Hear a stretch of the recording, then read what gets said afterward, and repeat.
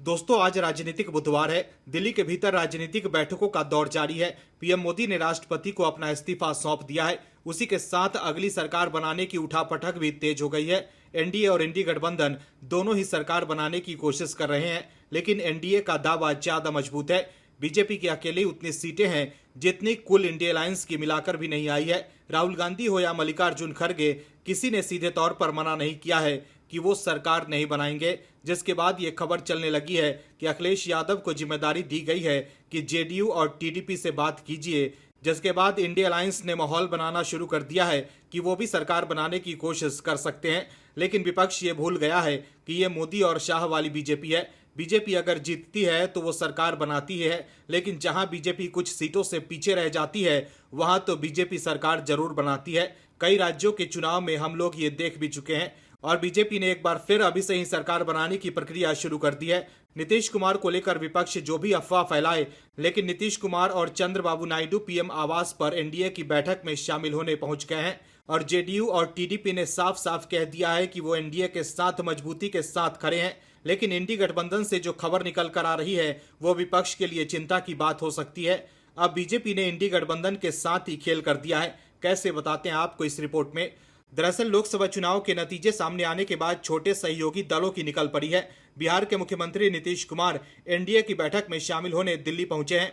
वहीं TDP chief Chandrababu Naidu भी दिल्ली पहुंचे हैं। इस बीच सबसे बड़ी खबर महाराष्ट्र से आ रही है। LiveHindustan.com की खबर के मुताबिक शिवसेना यूबीटी चीफ उद्धव ठाकरे ने परिणाम सामने आने के बाद अपनी रणनीति बदल ली है। लाइव हिंदुस्तान की खबर के मुताबिक उद्धव ठाकरे इंडी गठबंधन की बैठक में शामिल होने दिल्ली नहीं पहुंच रहे हैं। आप देख सकते हैं कि लाइव हिंदुस्तान ने लिखा है कि उद्धव ठाकरे ने इंडिया गठबंधन के बैठक से किया किनारा। आपको बता दें कि इंडी गठबंधन में शामिल शिवसेना यूबीटी के 9 सांसद हैं। वहीं एकनाथ शिंदे की शिवसेना के 7 सांसद जीतकर संसद पहुंचने वाले हैं। अगर दोनों गुट फिर से एकजुट हो जाता है तो दोनों के 16 सांसद हो जाएंगे।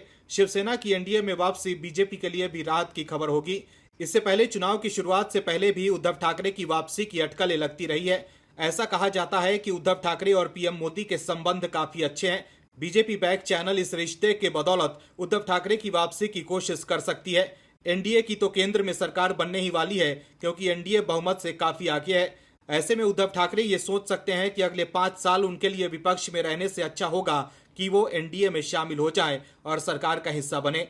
इसके साथ ही महाराष्ट्र बीजेपी के बड़े नेता और डिप्टी सीएम देवेंद्र फडणवीस ने इस बात की घोषणा की है कि वो सरकार से अलग होना चाहते हैं। वो डिप्टी सीएम पद से इस्तीफा देना चाहते हैं। ऐसे में अटकलें लगने लगी है कि देवेंद्र फडणवीस के केंद्र की राजनीति में जाने से उद्धव ठाकरे को बीजेपी के साथ जाने में कोई दिक्कत नहीं होगी, क्योंकि ऐसी खबरें कई बार चल चुकी है कि उद्धव ठाकरे की तकलीफ देवेंद्र फडणवीस से ही है और फडणवीस की वजह से ही उद्धव ठाकरे 2019 के विधानसभा चुनाव के बाद कांग्रेस और एनसीपी के साथ गए थे। वहीं शिवसेना टूट की वजह से इंडी गठबंधन में जाने के बाद भी उद्धव ठाकरे को काफी नुकसान हुआ है। ऐसे में फिर से बीजेपी के साथ जाकर वो अपनी पार्टी को मजबूत करने की कोशिश कर सकते हैं। अब इस खबर में कितनी सच्चाई है ये उद्धव ठाकरे की शिवसेना ही बता सकती है, लेकिन इस खबर के आने के बाद विपक्ष की नींद जरूर गायब हो गई होगी। Bureau report, OMH news. और भी वीडियोस देखने के लिए चैनल को सब्सक्राइब करें और बेल आइकन को दबाएं।